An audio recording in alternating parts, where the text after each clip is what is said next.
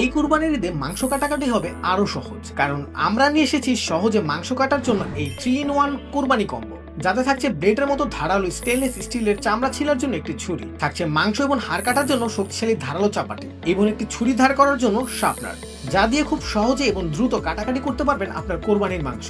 এই কম্বোতে থাকা ছুরি এবং চাপাটিতে থাকছে হাই কোয়ালিটি স্টেনলেস স্টিলের বডি এবং ব্লেড, যাতে মরিচা পড়ার কোনো সুযোগ নেই।